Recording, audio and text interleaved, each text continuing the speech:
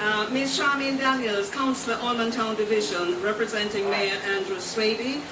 Mr. Donovan Williams, Member of Parliament for Kingston Central. Mr. Dextroy Martin, Deputy General Secretary, People's National Party, representing Mr. Mark Golding, Leader of the Opposition. And now I want to acknowledge members of the Newland family.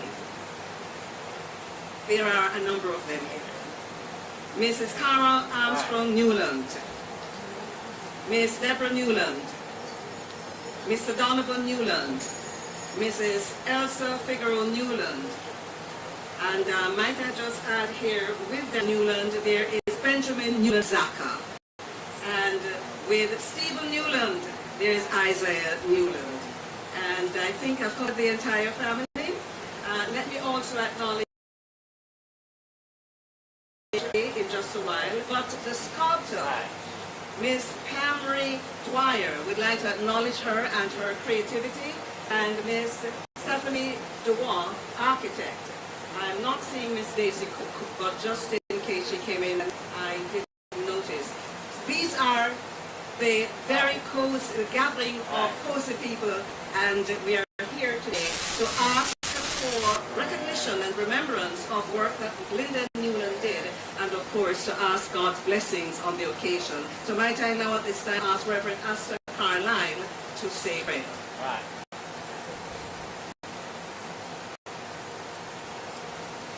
Let us pray.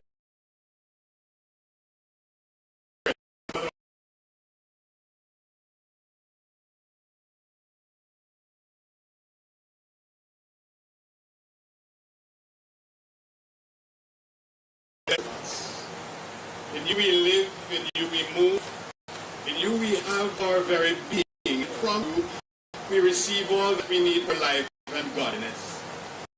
We praise you for Jamaica and for all that an industry of people, the robustness of democracy, resilience of millions and systems, all of which serve our existence. Praise for people to come.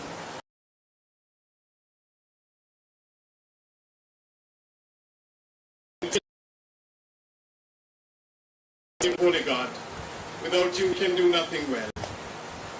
Be among us today and give us a glimpse of what our future can be, and strengthen our commitment to bring that future into reality. Bless this bust that will be unveiled, and give us your grace to remain diligent in the pursuit of justice, in the promotion of peace, and in the practice of neighborliness, so that Jamaica may, under God, increase in beauty, fellowship, and prosperity, and play her part in advancing the welfare of the whole human race. We pray these things for Christ's sake. Amen.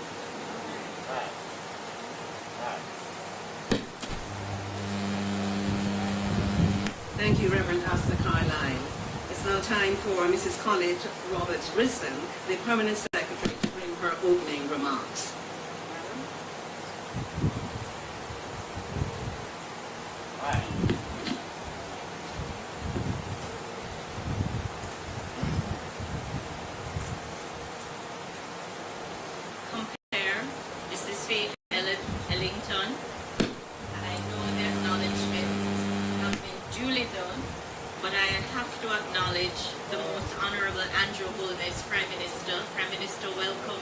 To the Ministry of Labor and Social Security, and I know you know this ministry and this building long before I did. Mr. Dextroy Martin, representing the Leader of the Opposition, Honorable Colonel Charles Jr., Minister Honorable Olivia Grange, my Minister of State, Honorable Dr. Norman Dunn, Members of Parliament, Donovan Williams, Councillor, other specially invited guests, and special welcome to the family of LG Newland, staff of the Ministry of Labor and Social Security, media, and all our specially invited guests. Good morning. It is good this morning to honor, and it is with profound pride that I stand here at the unveiling of a bust commemorating a true visionary and champion of the National Insurance Scheme, the late Honorable Lynden Gladstone Newland. L.G. Newland's dedication and foresight laid the foundation for a system that has become a lifeline of countless Jamaicans. And today, we express our deepest appreciation and recognition for his invaluable contribution. The National Insurance Scheme is more than just a social security program. It is a testament to the commitment to the well-being of our senior citizens. For many seniors, the NIS represents a crucial support system, ensuring that they can enjoy their golden years with dignity and security. And I must pause here to tell you about a conversation I had with my father. I believe it was on Friday, and I was telling him about this unveiling ceremony. And we were talking about the importance of the NIS, because my father didn't work in government, he worked in the private sector all his life. And he doesn't have a pension other than the NIS. And if it wasn't for a visionary like L.G. Newland, of course the children have to help in supporting their father. But if it wasn't for him, he would have zero pension. And so the NIS, it resonates with me, and I'm sure many of you here, it resonates with you and people who you know, that the National Insurance Scheme and the benefits provided is the main benefit that many of our seniors have in their retirement years. And so the NIS stands as a beacon of hope and stability. It symbolizes our collective responsibility to care for those who have contributed to the building of our country. I am immensely proud to lead a dedicated team that continuously strives to improve the delivery, accessibility, and reach of this program. We're committed to enhancing the scheme, adapting it to meet the evolving needs of our people, and ensuring its sustainability for future generations. Today, as we unveil a bust in honor of L.G. Newland, we in the ministry reaffirm our commitment to the principles that Mr. Newland championed. We pledge to continue his legacy, working tirelessly to support ourselves and all Jamaicans who rely on the NIS. Let us remember that this monument stands not only as a tribute to a remarkable gentleman, but also as a symbol of our ongoing commitment to social justice and well-being for all Jamaicans. To the family, I say thank you. Thank you for your father, grandfather, granduncle, great-great. Thank you, and welcome everyone to today's event. Thank you.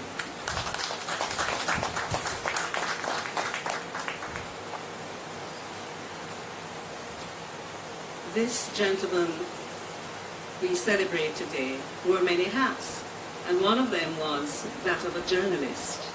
And so you know I connect with that. He also attended Central Branch Primary School. I also connect with that. But outside of that, his work as a politician and someone who elevated the circumstances of Jamaicans cannot be overstated. So that is so important that we're gathered here today for the unveiling of this bust. Honourable Minister Olivia Grange, yes, I'm laying hands on because you're looking at the program and realize it's not you yet, but it's you now. Because the person before you is not here. Might I invite you, Minister of Culture, Gender, Entertainment and Sport. You're a hard worker. I know you can just get here. He's there now? Oh, Here is a gentleman, you have a few more minutes. Why is it that you gave me a slight startle? Mr. St. Patrice Ennis, President of the Jamaica Confederation of Trade Unions. There we were looking for you from the right, but you're sitting over here. Might I invite you now, sir, to bring your greetings? Could we welcome Mr. St. Patrice Ennis?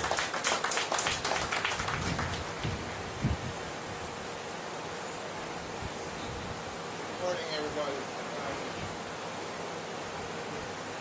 Mr. Prime Minister, I would like you to infer anything I mean sitting on the left.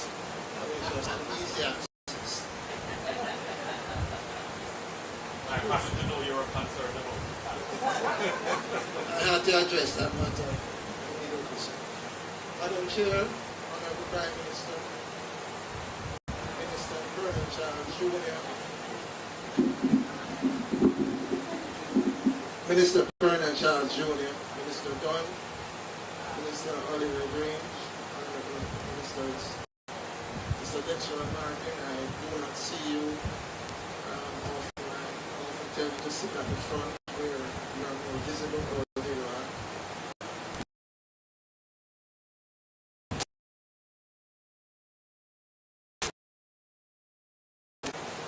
Fellow workers, special guests, greetings to you all.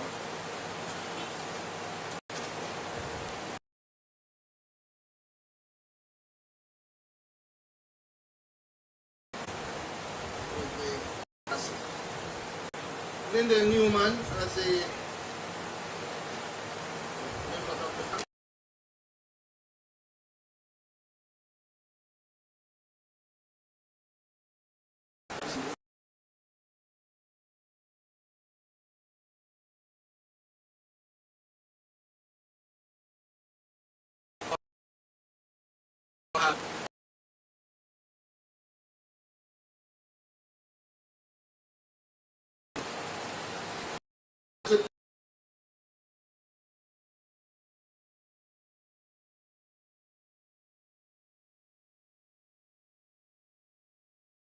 To honor and give who we would consider our colleague.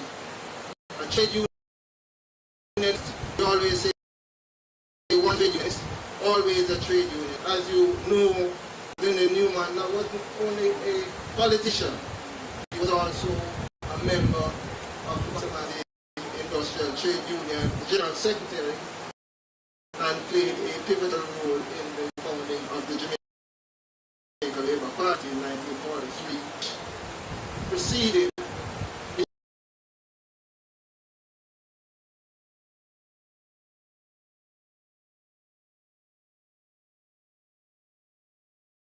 came after and was the political arm of the BITU.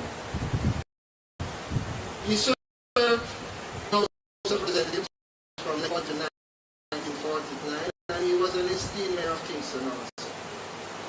But he, in the trade union movement,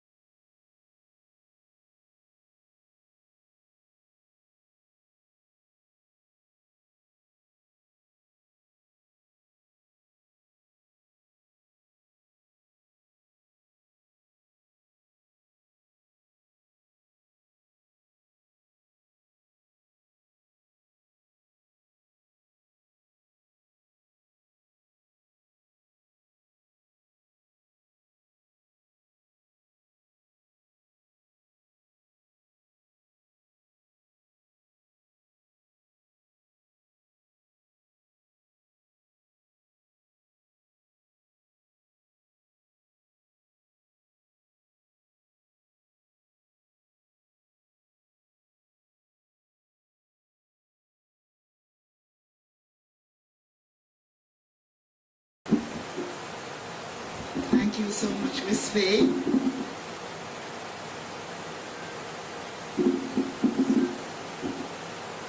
Most Honorable Andrew Holness, Prime Minister. I also want to recognize Councillor Dexter Martin, representing the Leader of the Opposition. Honorable Pernell Charles, as Auntie Babsy, I'm recognizing him. And also Honorable Dr. Norman Dunn. I also especially have to recognize Mrs. Colin Roberts Risden, Permanent Secretary. Of course, Reverend Carlisle, this morning early I tried reaching you. I don't know if you saw the message. Mr. St. Patrice Ennis, President, Jamaica Confederation of Trade Unions. Ms. Portia Magnus, Director, NIS. Special recognition and big up to the Newland family. Ladies and gentlemen, media, good morning. Today, as we gather at the Social Security Division of the Ministry of Labor and Social Security, we are reminded that one of the most formidable and far-reaching aspects of labor and economics is that which focuses on the welfare and well-being of our people. Social security underpins all other elements of security, whether it be national security, spiritual security, or economic security, because it provides the individual with a sense of belonging, stability, and social well-being that spans the entire family. It covers children, spouses, grandchildren, grandparents, through an extended line of family. This, I'm sure, was the inspiration in 1964 that propelled the Honorable Lynden Newland, then Minister of Labor and Social Security, to establish the National Insurance Scheme. Born in 1914, the world was then in turmoil as the First World War raged across Europe, with many Jamaicans called to fight for the UK. Newland grew up with the powerful soundings of the philosophies of national hero, the right excellent Marcus Messiah Garvey, that focused on the right of the black masses of our people to freedom, care, and self-development. He would have witnessed daily the continued impoverishment and disenfranchisement of the Jamaican worker, and then experiencing firsthand the riots and uprisings of 1938 when he was only 24 years old. Lynden Newland entered the political spectrum and helped form the Jamaica Labour Party alongside such towering stalwarts as the late great national hero, the Right Excellent Sir Alexander Shero, among others. For Lynden Newland, politics was the art of the possible, the opportunity to fulfill the dream of the people, the ultimate way by which the rights, freedoms, and visions of the people could be assured. Armed with a heart of caring and given the responsibility at the time of the nation's independence for labor and social security, Lynden Newland's mind sizzled with the desire to do well for the people of Jamaica. There was too much hardship. Long hours of sweat and tears had not relieved the people's suffering. Too many of our people lived from hand to mouth. The economic security a sham as they lived cycles of poverty and despair. It was these realities of the hard lives of our people that caused the caring heart of the man Lynden Newland to dream of a scheme that would benefit the people even after they stopped working. A scheme that would provide sustenance to families when the breadwinner was no longer around. A scheme that would assist in the growth and development of children and grandchildren long after parents had retired.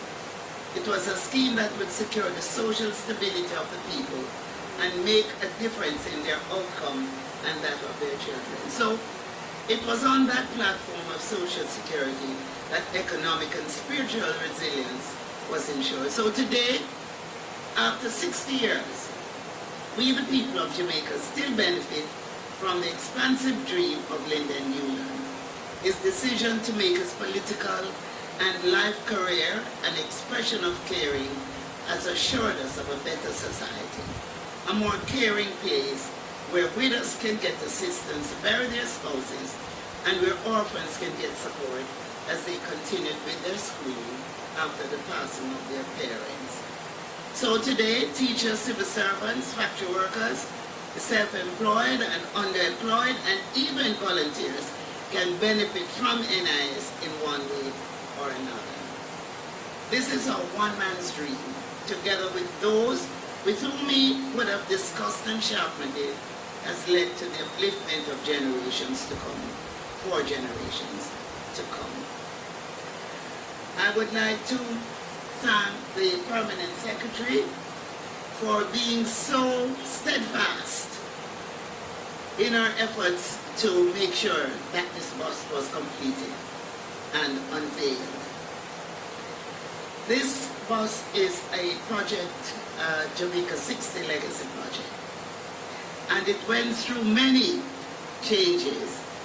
The ministry, the Permanent Secretary, they had to sign off on the image. I hope the family will be happy with the image, and I want to thank the sculptor for doing, I think, an excellent job.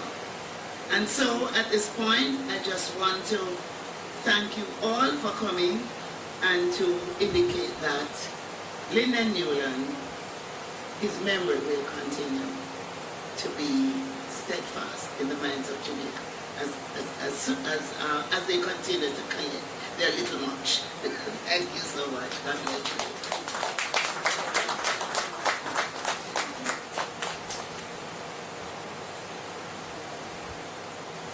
Thank you, Minister, and for your vision in ensuring that this sculpture was done in his honor as part of your legacy, the 60 Legacy Project. Thank you very much. It's time for some entertainment, and there is a very talented young lady influenced by another talented Jamaican who will at this time entertain us. Mia is a grade 6 violin player who started playing the instrument when she was only 5 years old. And throughout the years, when I say throughout the years, you believe that she's about 40, right? She's been awarded several distinctions in the ABRSM violin examination. Now, at the age of 8, she received the High Score Award for the youngest ABRSM candidate with the highest score in the island.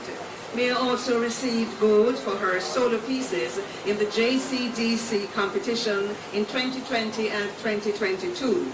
With her pieces arranged by her mentor, another great Jamaican, Mrs. Paulette Bellamy.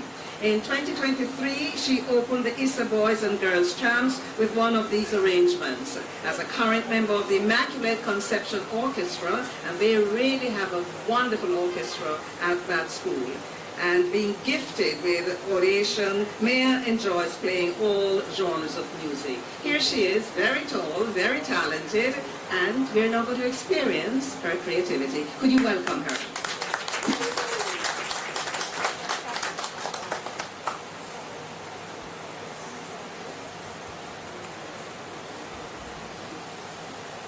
Good morning, everyone. This morning I'm going to be sharing 2 pieces with you. One is the Banana Medley arranged by Paulette Bellamy, and the second will be Jamaica Land of Beauty.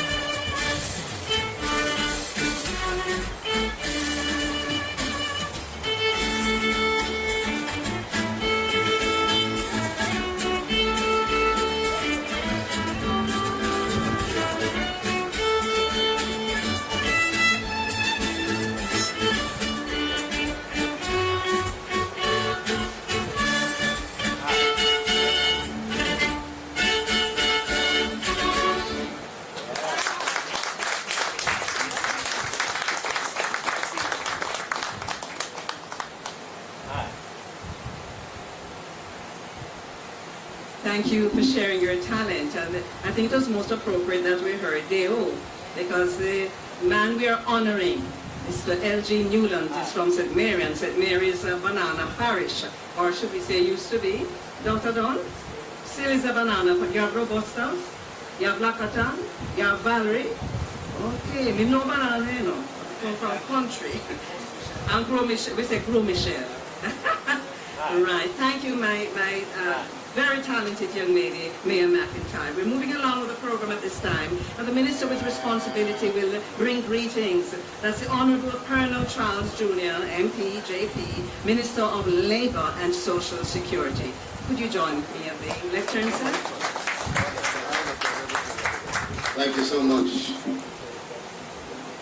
I have to try so hard not to say anti-fee. It's so natural. I want firstly to note that when I came here and did not see my father, like any good son, I called my mother. You notice that he walked in before I started to speak. Welcome, sir. Well, thank you to Gloria Charles. Let me acknowledge, of course, our Prime Minister, the Most Honourable Andrew Holness, Mr. Dexter Martin, representing the opposition leader, Minister Grange, with whom we have had so many collaborations for Labour, for Workers' Week. Of course, my Minister of State, Dr. the Honourable Norman Dunn. I see Member of Parliament Williams, Councillor Daniels representing the Mayor, my Permanent Secretary and team, a very substantive team at the Ministry of Labour and Social Security. Mr. St. Patrice Ennis, President of the Jamaica Confederations of Trade Unions, Mr. Colonel Charles Sr., the Chief Ogebe of Agana, who is representing all of the former ministers of Labour and Social Security. I also want to acknowledge the sculptor and architect of the pedestal, Mrs. Dwyer and Miss Dua, respectively. But most importantly, of course, Reverend Carla. But when I heard entertainment, I was hoping, just hoping that Stephen was coming up. Just hoping that we'd be surprised, you know. But let me, I didn't get a chance to come and say hello this morning, but let me, of course, acknowledge Mrs. Cara Armstrong, Miss Deborah and Marjorie Newland, Stephen, family members, all. What an awesome morning. As we look towards the future of this ministry, it is very important for us to, of course, look back and salute those who have permitted us to stand here. And so I am honored, truly honored, to be able to celebrate the life and legacy of a true, real Jamaican legend, Mr. Lynden Gladstone Newland. His journey from the vibrant town of Port Maria to the halls of government is a journey that exemplifies the true power of service and the impact that one individual can have on an entire nation. So as we reflect on his remarkable life, we are reminded of the profound importance of public service. From his early years as a journalist, investigating and documenting the struggles and aspirations of us Jamaicans, to his pivotal role as a co-founder of the Jamaica Labour Party, LG truly demonstrated an unwavering commitment to improving the lives of his fellow citizens. But I would say that it is during his tenure here as Minister of Labour and National Insurance, as it was then, that he truly left his mark on history. His vision and his leadership gave birth to what we know as the NIS, National Insurance Scheme, groundbreaking initiative that after 58 years continues to provide financial security for countless Jamaican families. He truly transformed the social protection landscape, ensuring that no hard-working Jamaican would ever have to face retirement alone. Today, as we unveil this bust in his honor here at the Ministry of Labour and Social Security, your ministry, we pay tribute to his enduring legacy and the profound impact that he has made on our society. His motto, do unto others as you would have others do unto you, serves as a timeless reminder of the values that we hold dear as a nation. But, Minister Dunn, our work is far from over. I know that our Prime Minister wants us to ensure that as we walk in the footsteps of LG Newland, that we honor his legacy by also reaffirming our commitment to building on his achievement. Just as LG dedicated his life to serving others, so too must we continue to strive for a Jamaica where every citizen has the opportunity not just to survive, but to thrive. Together, let us embark on a journey to strengthen our social safety net, to empower our workforce, and to create a more just and equitable society for all. In doing so, we will honor the legacy of the great LG Newland and ensure that his legacy will live on for generations to come. May we continue to uphold the principles of service and solidarity that define our great nation. Thank you.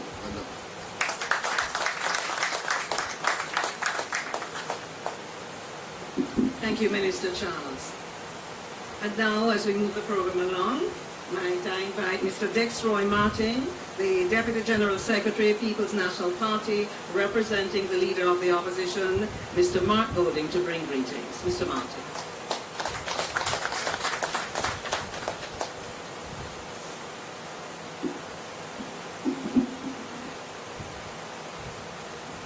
Compare Ms. Faye Ellington, Prime Minister of Jamaica, the Most Honorable Andrew Bones, Minister of Labour and Social Security, the Honorable Colonel Charles Jr., Councillor Charmaine Daniels representing the Mayor of Kingston, Mrs. Colette Roberts-Risden, Permanent Secretary in the Ministry of Labour and Social Security, distinguished ladies and gentlemen, happy Workers' Week and a pleasant morning. It is my distinct honor to bring greetings on behalf of the Leader of the Opposition, Mr. Mark Golding, MP, on the occasion of the unveiling of a bust in honor of former Minister of Labour and National Insurance, Mr. Lynden Newland, CD. It is fitting that in Workers' Week we gather to celebrate and remember a man whose tireless efforts and dedication to the Jamaican labour force were instrumental in shaping our nation's social security policies and programs. As the First Minister of Labour and National Insurance in independent Jamaica, Minister Newland's legacy is one of foresight and unwavering commitment to the welfare, well-being, and social advancement of the Jamaican citizenry. His most stellar achievement, the National Insurance Scheme, has provided financial security to countless individuals, families, and communities. What started out as a pension for old age, special child, orphan, invalidity, widows and widowers to all employees and their family members has expanded to include, though not limited to, employment injury benefits, maternity allowance for domestic workers, special anniversary pension, health insurance, funeral, and other grants. Minister Newland's vision extended beyond immediate relief, focusing on sustainable and long-term social protection strategies that continue to benefit our nation today. As we unveil this bust in memory of the late minister, let us reflect on his remarkable achievements and be inspired to continue his work, fostering a more inclusive and supportive society for all. Minister Newland's contributions have left an indelible mark on our society, ensuring that our people, especially the most vulnerable, receive the care and support they deserve.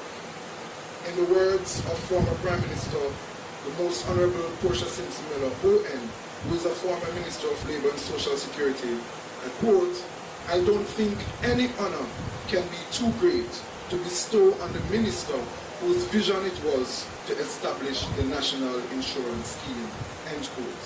Together, let us honour the memory of Lynden G. Newland, CD, by continuing to advocate for the values he held dear. And I end by encouraging all Jamaicans to contribute to the National Insurance Scheme because the NIS is always working for you. Thank you.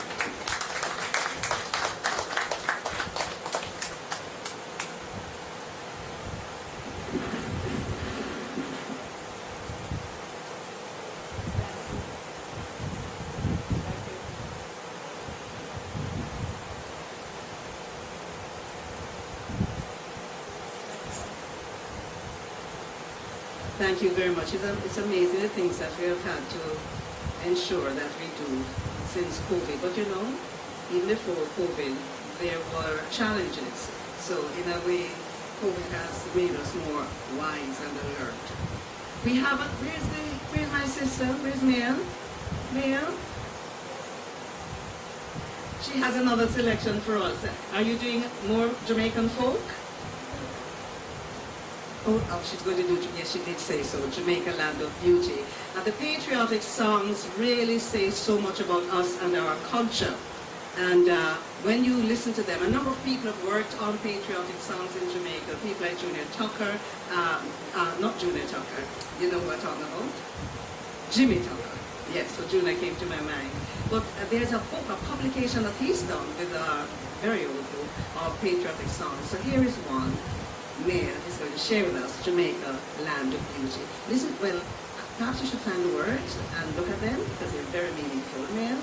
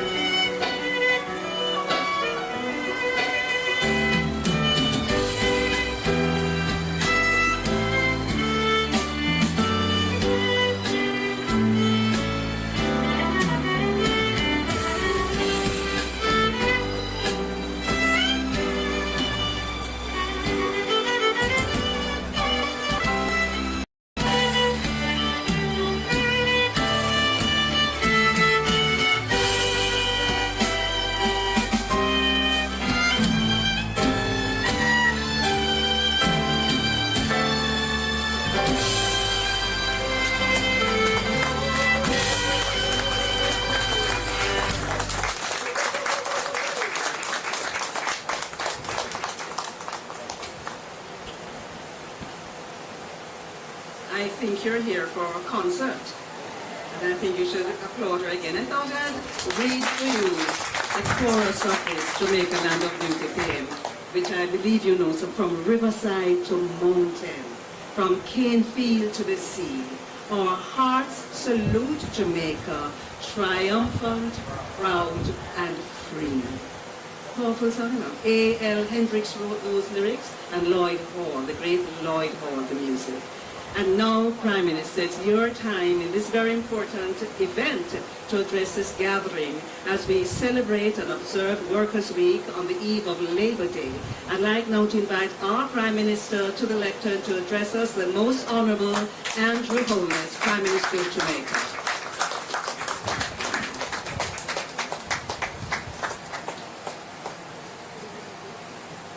Thank you, Auntie Faye. I happen to know that that is the term of endearment that all your students call you, because you're more than just a teacher. You're that loving aunt that takes care of them. So it's more than just education. It's knowledge, it's love, it's care, it's guidance.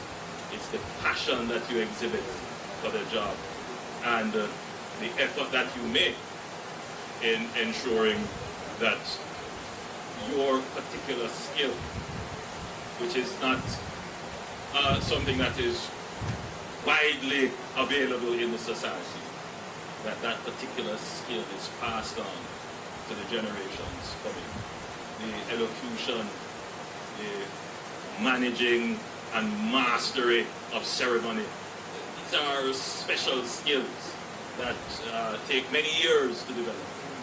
So I can foresee in the future a bust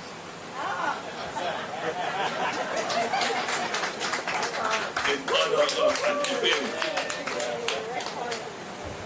and by general public acclaim. I do complain about long lists of salutations, but I think because this is a formal event that I should comply and acknowledge all the special people that are here. Nice and decent people would have been sufficient. But let me, already having acknowledged Auntie Faye, let me acknowledge my brethren, Reverend Astor Carlyle, for his wonderful prayers. And I meant brethren in the sense of being brothers in the family of Christ. The Honorable Colonel Charles Sr., I'm acknowledging your father first. And of course, the Honorable Colonel Charles Jr. Both ministers, one former, one current, of Labour and Social Security. The Honourable Olivia Babsy Grange, Minister of Culture, Gender, Entertainment, Sports and everything else. And statues.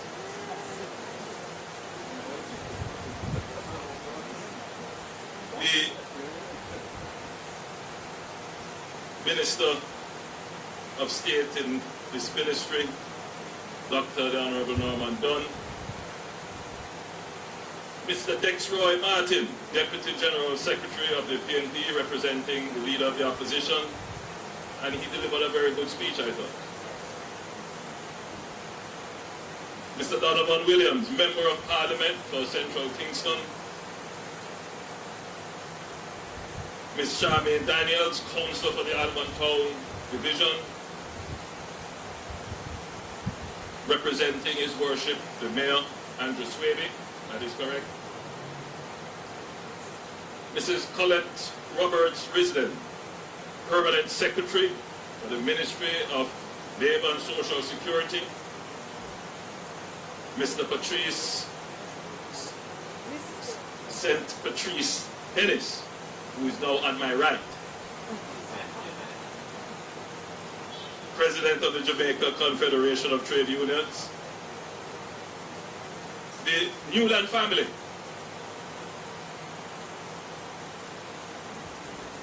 Marjorie, Stephen, Deborah, Donovan, Elsa, and Cara.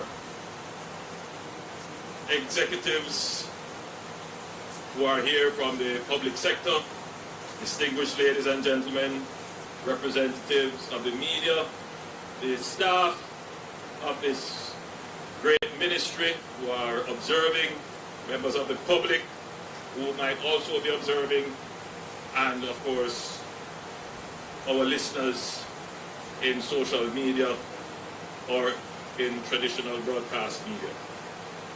It is a good morning.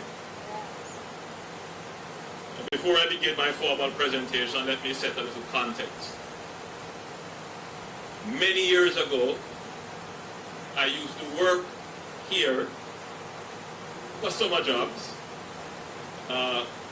because my mother worked here for over 35 years in this ministry. So I know this place very well, and there is some sentimental value attached. And a couple of years ago, my office was just across the road in the Ministry of Education. So I was still in close proximity. And because of my exposure to this area, I began to take an interest in the National Heroes Park and generally in the property around its curtilage. And I developed a concern that this area, when it was originally conceived, should have been an area of the highest national pride. Our parliament should have been in the center of that park. It should have been a true park. All the government ministries and important government entities would have been around it. It was, in effect, designed to be a kind of campus of government activity.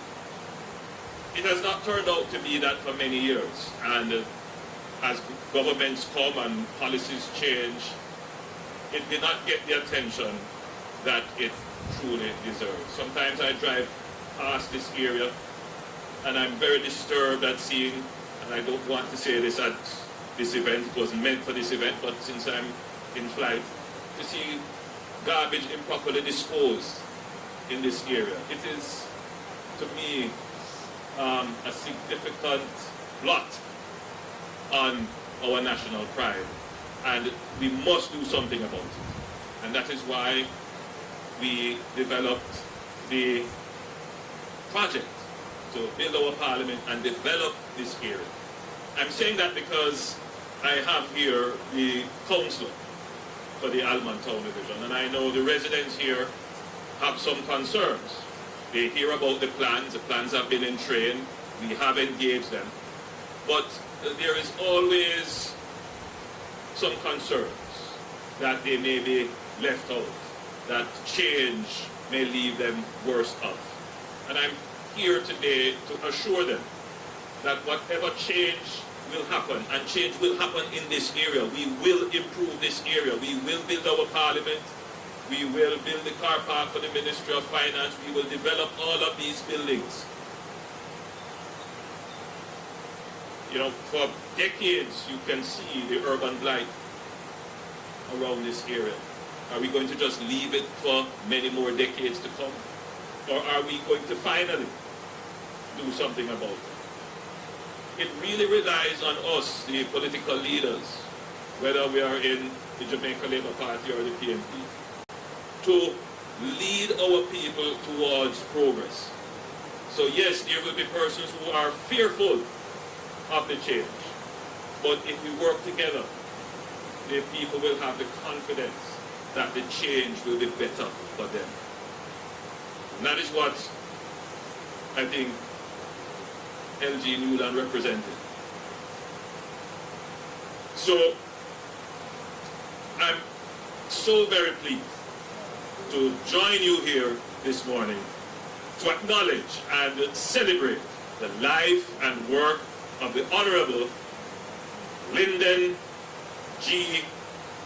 Newland. Can anybody tell me what the G stands for? Gladstone. LG, affectionately, he was called. You heard that he was born on March 8, 1914 in the lovely town of Port Maria in St. Mary. You heard that he was educated at Central Branch Elementary, and he went to Kingston Technical High School as well. A trade unionist and a politician. LG was a founding member of the Jamaica Labour Party in 1943 and rose to the position of deputy leader in the 1960s. He served as General Secretary of the Bustamante Industrial Trade Union from 1942 to 1962. LG implemented the National Insurance Scheme in 1966. This was a transformative initiative which Jamaicans are still benefiting from today. Prior to embarking on his political career, LG worked as a journalist, as you've heard. He proofread the Jamaica Times Weekly from 1929 to 1936. Then he reported for the Gleaner until 1940 and later became editor of the Jamaica Worker, the BIT newspaper. Despite significant opposition to the NIS, which critics turned around the acronym and called it sin. I can't understand why. LG's determination ensured its successful implementation. I want to quote something from the Gleaner newspaper. These are not my words.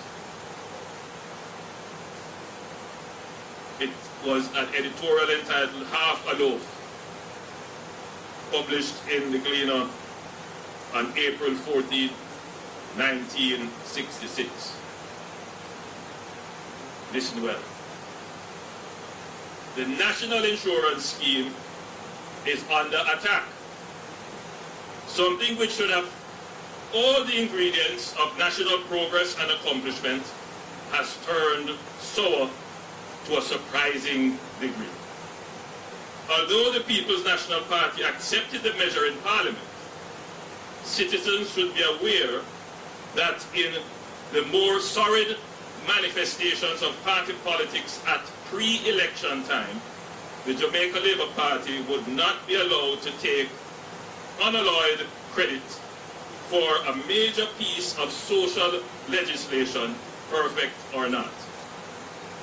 So what the right hand of the PNP accepted in Parliament, its left hand of affiliated unionism is sabotaging at the street corners. As I said, these are not my words. This is a Gleaner editorial published in 1966. These are my words, however. The more things change, the more they remain the same. So that was 1966. Some may say that the same political machinations are being practiced even today with attempts to block progress on constitutional reform. But following LG's example, we will not be daunted or deterred. We will continue to seek consensus. We understand, as the editorial said so eloquently, so well put, the sordid manifestations of party politics at pre-election times. That's the reality of our democracy. We understand it, and we will work it through. So I say to Jamaicans, we are not at an end to our attempts for constitutional reform and the movement towards a republic. It is a pre-election time, and so it is that party politics will get involved, but the effort is not in vain. We will continue to seek consensus.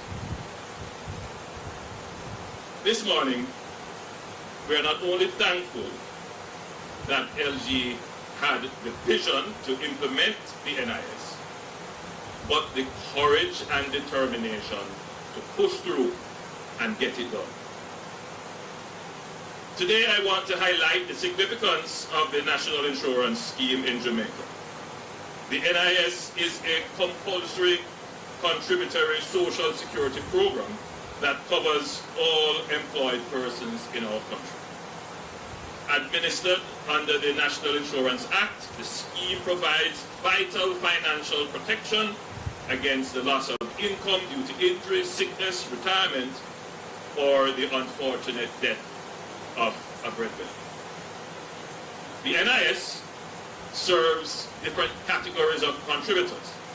Employed persons, those working in a business that is not their own. Self-employed persons, individuals working independently in their own business. And voluntary contributors, individuals who are neither employed or self-employed, but who wish to contribute. So we cover everybody. The NIS offers a range of benefits, which are provided either as pension grants on both a long-term and short-term basis. These benefits include the maternity allowance for qualifying domestic workers, the special child benefit for guardians of children under 18 whose mother is deceased and whose father cannot be found, the orphan benefit, the employment injury benefit, the employment injury disablement benefit, the employment injury death benefit, the invalidity benefit, retirement pension, spouse allowance, widowers benefit, special anniversary grant, funeral grant, and NI Gold, a health insurance plan providing medical coverage for all NIS pensioners with no premium payments required. The NIS is the cornerstone of social security in Jamaica, offering crucial support and stability to our workforce and their families. It ensures that in times of need, our citizens have a safety net to fall back on, reflecting our commitment to social justice and the well-being of every Jamaican. An important fact that we don't often note, it's not part of the, well, it is not emphasized when the history of Jamaica is told. But Dexroy, did you know that the NHD was birthed out of the NIS? Yes, so in 1972, I believe, yes, sorry, it was established in 1976 by former Prime Minister Michael Manley. But it was formed as an amendment to the NIS Act. In other words, the seeding of the NHD, the funding for it, came out of the NIS. So in a way, there wouldn't be any NHD without the NIS. So even though it was fought against bitterly, it has turned out to be probably, the most enduring social program that has been established. As I said, it's not a part of the history that is told. I am not here to revise history. I am here to clarify it and make it more reflective and accurate as to what actually happened. Since the introduction of the National Insurance Scheme in 1966, various governments have implemented programs and policies to address the social needs of our people. However, despite over 60 years of independence, we must admit, too many of our fellow citizens remained trapped in a cycle of poverty.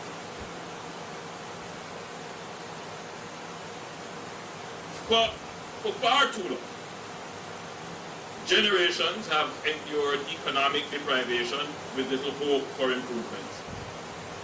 Without intervention, this cycle will persist, condemning countless individuals and families to a life of despair. And this is why my administration adopts policies not only to assist the vulnerable within our society, but to change and improve the trajectory of our economy so that our people can rise and be prosperous and have their standard of living improved. It is, for this reason, one of the primary goals of my administration is to establish a stable and robust macroeconomic environment with fiscal certainty. This, my fellow Jamaicans, will support employment and income generation, capital investment, and increased economic activity. Our focus is not on boasting about statistics, and I know sometimes it can come across like that. We are in an invidious position when governments promote what they do. There are those who will say, I don't want to hear that. I don't want to hear that. But then what, when you have a good performing government, other than to put its record forward? And the records can't be contested. The record is solid. The record is solid. So we can not brag and boast and be arrogant about it. But we have to place our record in front of the people, because it is on the record that people must make a decision, not on the rhetoric, but on the record. And our strategy, our policies, and our record stand on its own. And when you can't challenge the record, then you start to challenge the personality or the person. And that's what we see emerging. A record as Prime Minister of this country. So, what is our record in trying to ensure that we break this cycle of poverty that we have had? It is indeed a long list of initiatives, but I will put forward a few of them to you for your own judgment. 9 consecutive budgets with no new taxes. So if you're going to talk about ensuring that there is an environment in which people can rise out of poverty, the first thing you want to do is to make sure that people have income. And not just income, but more income. A certain environment where taxes don't take away your income. And this administration has done that. So that is the first basis on which you're going to rise all ships in your economy. We reduced the general consumption tax, and everyone has to pay that from 16.5 to 15%. That was done a few years ago, nobody remembers it. But everyone enjoys the benefit of that reduction even to today. We increased the income tax threshold first to 1.5 million and now to 1.7. Don't worry, I can carry my speech without the bill. We increased the pension relief and the age relief exemptions from 80,000 to 250,000. So this would be for our pensioners, our senior citizens who are still paying tax. They pay less now, they get more money. So if you're talking about dealing with poverty and the risk of falling into poverty, the best way to treat that is to make sure that the individual has more income.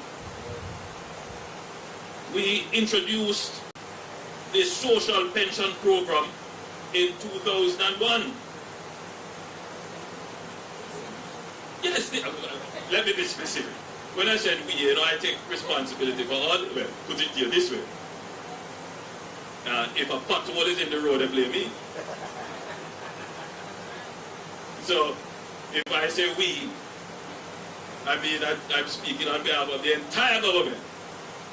Yes, this ministry, the Ministry of Labour and Social Security, introduced the social pension in 2021, providing a guaranteed income for vulnerable Jamaicans aged 75 years and older who were not contributors to the NIS. They didn't have a pension, but now we give them an income even though they weren't contributing. So if you're going to say, how is the administration dealing sectorally with vulnerable groups? You can see what we have done with taxes, with everybody, and then specifically now with targets. So we're trying to ensure that our pensioners, our senior citizens who don't have income, will get access to income. I'm not here to tell you that it's great. No, it's what the country can afford at this time, and as the dividends of the economic gains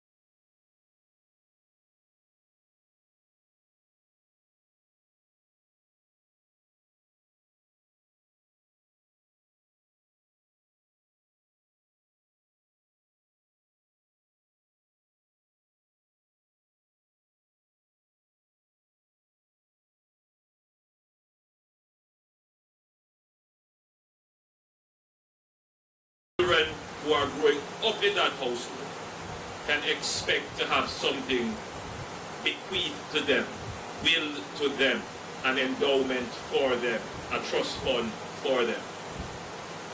So if you're thinking about breaking intergenerational poverty, you want the household to have some assets, some wealth that they can pass on to the generation to come. But not many households in Jamaica can do that. Even when they have assets, the assets are not transferable because they may not have titles. And we are working now with the systematic land registration system to ensure that our households can have true assets in the land that they have. And the trust that we are establishing, the Jamaica 60 Hope Trust, will ensure that a certain income band of youngsters upon turning 18 will have a trust fund for them, which they can use to either further their education, acquire property, or start a business. And that is being developed now. So when we talk about really focusing on building a social safety net, you're building that for social mobility for our people to climb out confidently, to climb out of poverty. So, ladies and gentlemen, the way that you could describe what we are doing with our economy is that we are creating a caring economy. Yes, we are very hard, very strict on the macro side, on the macro fiscal side, because we have to ensure that the economy is a finely tuned economy picks up and gains momentum. We then convert that into real benefits, not trickle down. The government, you know, people ask me, so what are you? You're a socialist because the way you talk, you sound like a socialist. You know, a socialist tries to spend and distribute other people's money. So I'm not a socialist. I am a social activist. I believe in a solid economy, and then we take the dividends from that economy and we find programs that are going to create that base so that people don't fall below, but also create the ladder that they can climb up out of poverty. We empower people to come out of poverty towards prosperity. And that is what this administration has been doing. Regardless of whatever narrative is being created, regardless of whatever lies are being told on TikTok and social media that people consume without any context or review, regardless of all the nonsense you hear being spoken of by the opposition and others, the record of this government cannot be challenged. And I say it this way at this event because if LG Newland had buckled under the significant pressure to establish or to scuttle the establishment of the NIS, we would not have this cornerstone of our social protection system today. It is a lesson to the generation now that we must move forward with what is in the best interest of our country. Future generations will thank you. Ladies and gentlemen, it is my great pleasure to be here at the unveiling of the bus for LG Newland.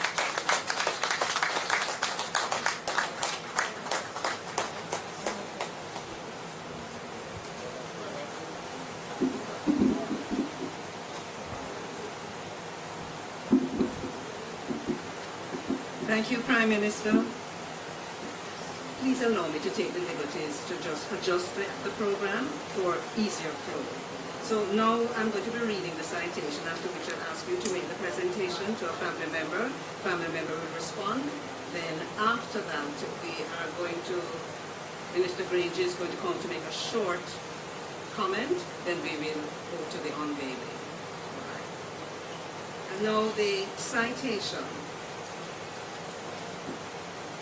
Born March 8, 1914, The late Lynden Gladstone Newland was a man of many hats. He was a journalist, trade unionist, arbitrator, and politician. Guided by his motto, do unto others as you would have them do unto you, he's been described as a consummate gentleman, loyal, and a man of absolute integrity. A son of the soil, he had a fervent desire to elevate the living circumstances of the people of his country. Mr. Newland served as a Minister of Labour and National Insurance from 1962 to 1972. It was in this capacity that he had a most profound experience at a conference of the International Labour Organization, the ILO, in Switzerland. This experience sparked a fire and armed him with new knowledge about social security and the avenue through which his dream for his fellow countrymen could be realized. After careful study of the UK system, and with the trust and support of his Prime Minister, Mr. Newland began a journey that would transform the lives of all workers in Jamaica. Doc, as he was affectionately called, was a man who led from the front.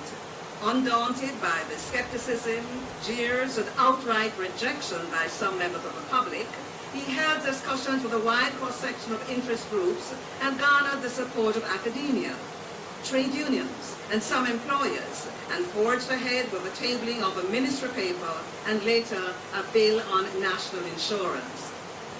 The gentle tenacity, quiet determination, and staunch effort of this pioneer led to the dawning of a new day in Jamaica.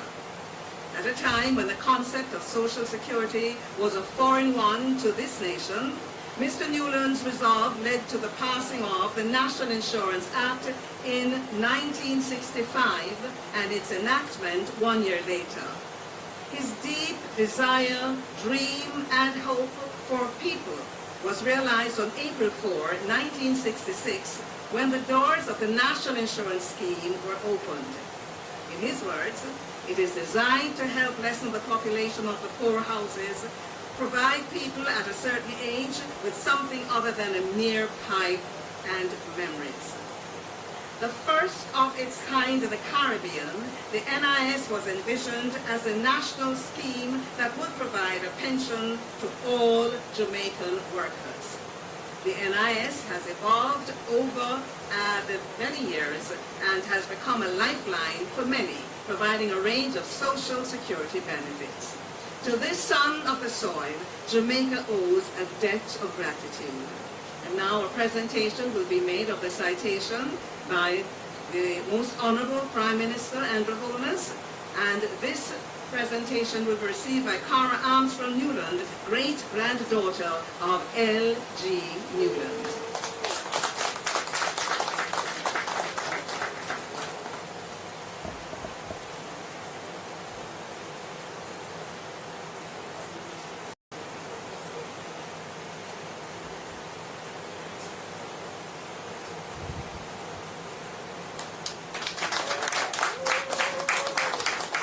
And Cara will respond on behalf of the family at this time.